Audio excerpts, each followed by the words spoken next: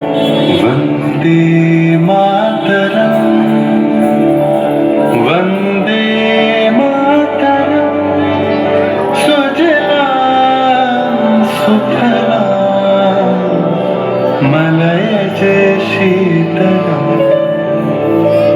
सस्यश्यामलां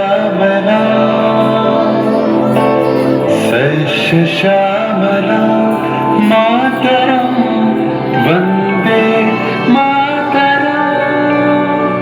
1908 সালের 11ই অগস্ট কিংসফোর্ডে বন্দে মাতরম বলার দোষে যে বালককে বেত মারার হুকুম দিলেন ব্রিটিশ সরকার, তারই পক্ষে দাঁড়িয়ে ক্ষুদিরাম বসু ও প্রফুল্ল চাকি সাহেবের ফিটন গাড়ি লক্ষ্য করে বোমা চালালেন মুজফ্ফরপুরে। সাহেব নিহত হলেন না, তবু নাবালক ক্ষুদিরামকে ফাঁসির হুকুম দেয়া হলো। জননী কুলহ তুলে পক্ষে শান্তনবাস দেহ তুলে চোখে কাঁদেছে তব চরণ পদে 30 কোটি নরনারী।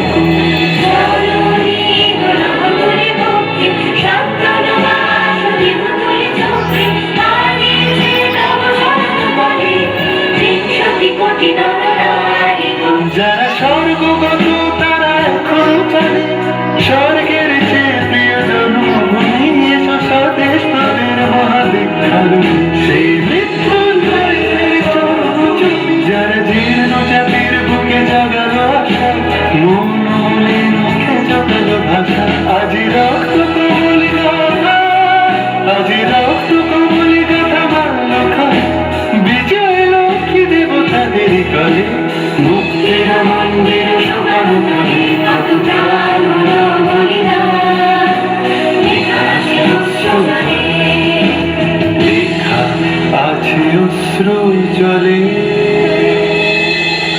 9 সেপ্টেম্বর 1915 ইংরেজদের সঙ্গে সম্মুখ সমরের স্বাধীনতা ছিনিয়ে নিতে অস্ত্র আনার পরিকল্পনা করেন যতীন্দ্রনাথ মুখোপাধ্যায়।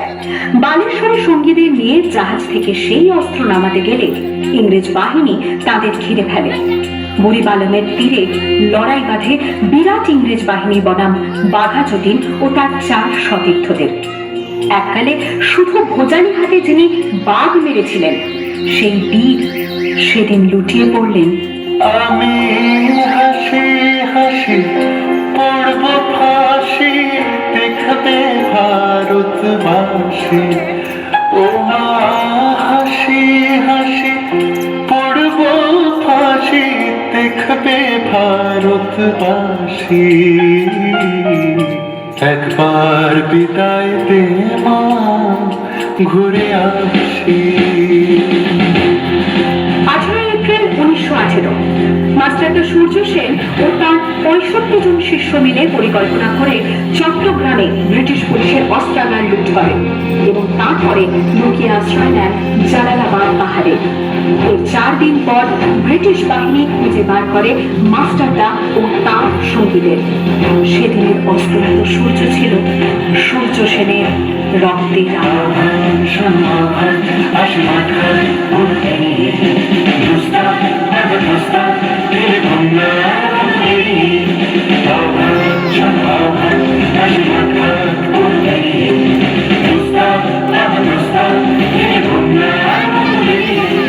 জগসঞ্চিত সঙ্গীত দিয়েছে সারা হেমগির সঙ্গী সূর্যের অভিধারা যাত্রা শুরু দুর্বার লেগে দুটি